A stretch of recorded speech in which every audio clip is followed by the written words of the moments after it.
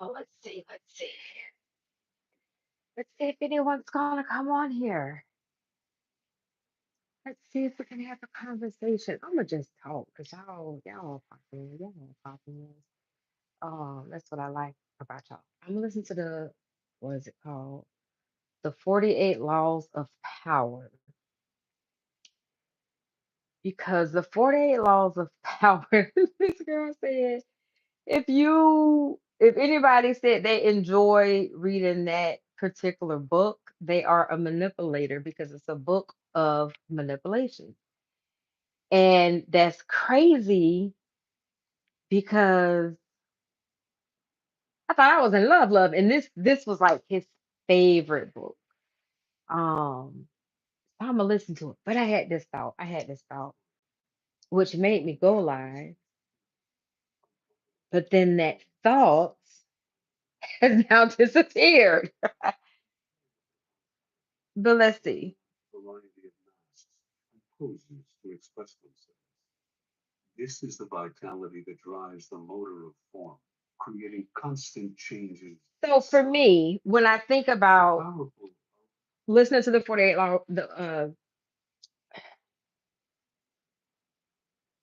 laws of power. So power is a thing. It kind of makes you think of Pinky in the Brain.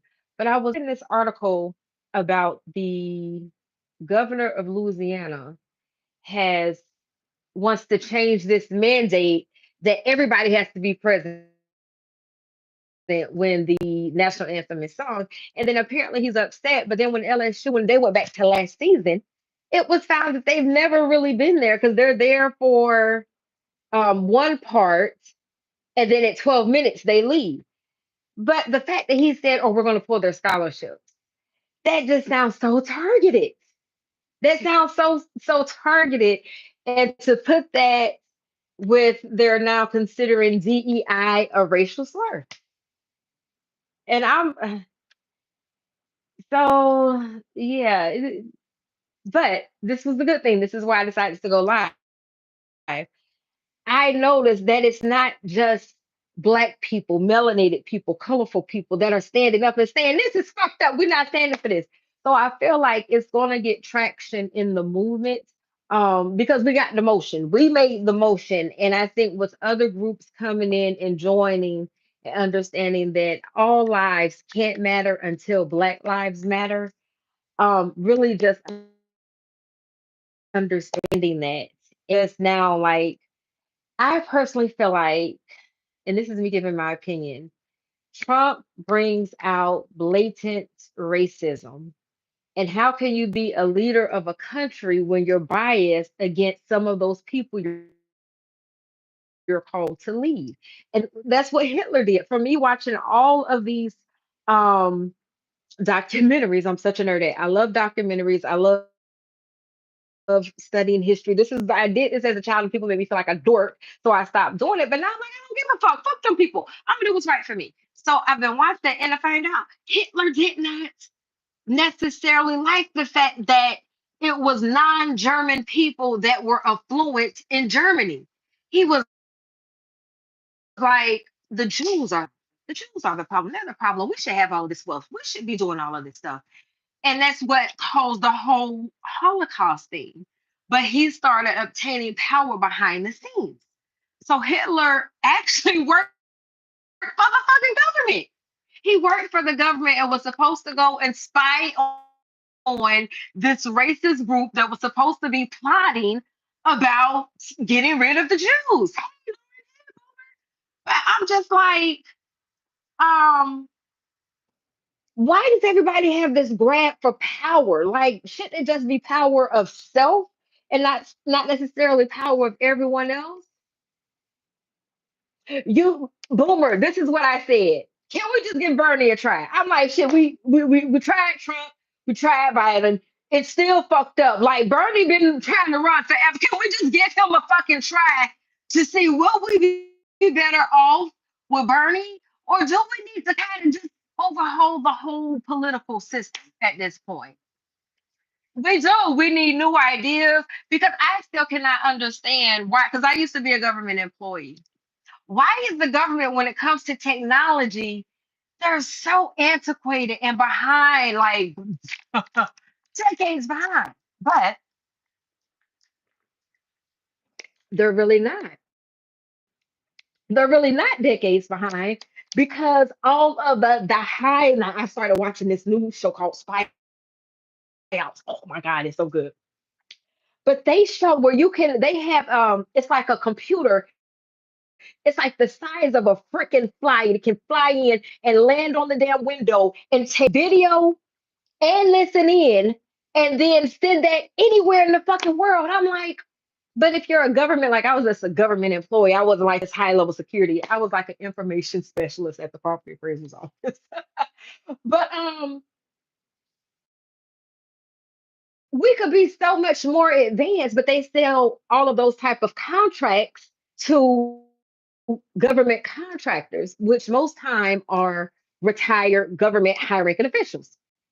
So what I know, right? So what was found out with Trump kind of he overturned some stuff when he was in office, but they're saying it was good, but it's also bad because on one side you have people that's working with say like the CIA or whatever, but you don't make a whole lot of money, but within your 30 years you make a lot of contacts. You build this network and you get all of this intel and stuff and you get all these security clearances. So when the government needs a private contract that they're going to pay like millions of dollars to go and do this quick job, you know what I mean? They will hire that person. But he made it where, like, hey, if you leave, you don't get to keep getting the intel that we have, which is good, excuse me, because you have people that actually decided to create, I don't know if espionage is the right word, but I just like the way it sounds coming off my lips. So I'm looking up one day. Creating the espionage against the United States because I still want to know, okay, that guy that left and went over to Russia, y'all remember him?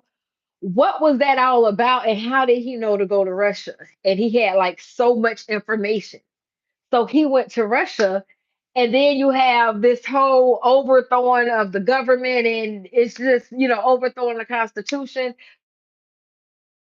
But I'm like, there's some good there, but it's some real bad things in there. And I think it just needs, it's time for like, hey, let's review all this bullshit and let's bring it up to date to be inclusive to include everybody. Because you still have people that are still you have women that are still fighting for their rights. You have people of the Alphabet Coalition, which is because it's too many letters to me. I call it the Alphabet Coalition, shade but no shade. Anywho, you have that particular group that's still fighting for some of their rights, and then you also have black people still fighting for their rights, and like ours, the black people it goes all the way back to slavery in the United States. So I think that's what makes it a little bit different because we were always kind of not considered to be a person. We were more considered to be cattle. And 2024, you still have people that care more about a dog than they do a human life. And I think that's really fucking sad. So my thing is on we want positive vibes, but we also want to be humane. Like, shouldn't we be a society that we care about all people? Like, if you take the skin color away, when you look underneath, it's all blood and meat and bones. So that's my take on it. Um, so I came on here and it's really like, why is there this grab? Because I went off on a tangent. I'll do that in a minute. Why is there this grab for power over multiple people? Like, why does a person feel the need to be that powerful that I want to rule the world? Like, why is it really pinky in the fucking brains out there? Exactly. Exactly. It's like we're all human. Like, have we not connected and understood? Yeah, we're all human. Some of us make more money than other people. Some of us have more push in us than other people. But that happens in all different races. So you can't say it's a black thing, a white thing, a yellow thing, a red thing. And I keep saying, why the fuck do we describe people with fucking colors? Why do we do that? I don't even like that. But that's something that as a society we do. And every time I say it, I'm like, why the fuck do I say that? But then it's like, okay, because when you say black, that includes Black people from across the world. They're everywhere. Like we're everywhere. Everybody's every fucking where.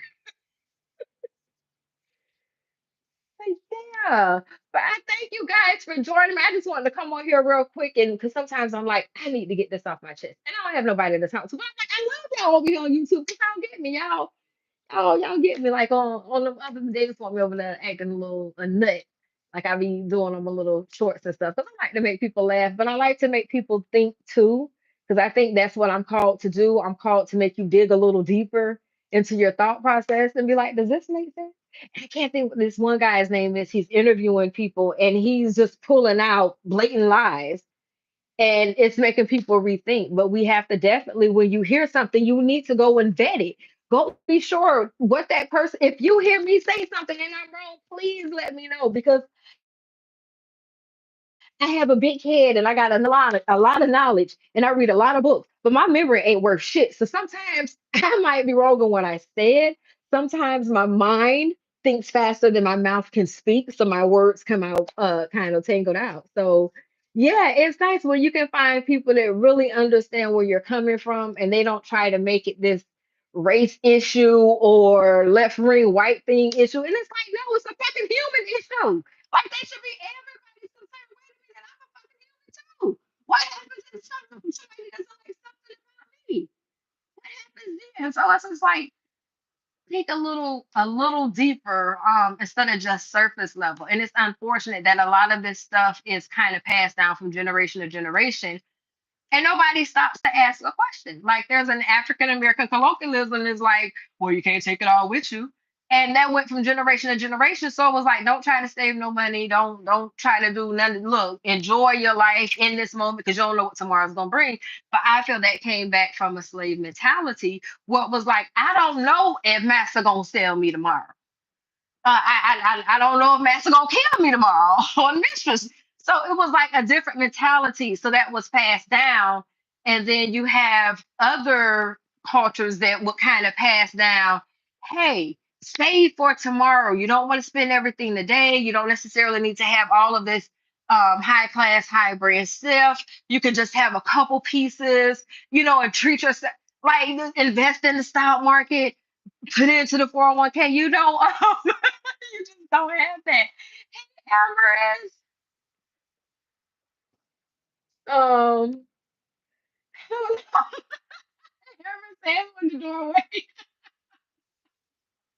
I have production out there recording, so they'll capture the back end, and then when we put it together, it'll kind of flash with me at different angles. And I have another camera right here, so that's how we're trying. I'm really lying right now, but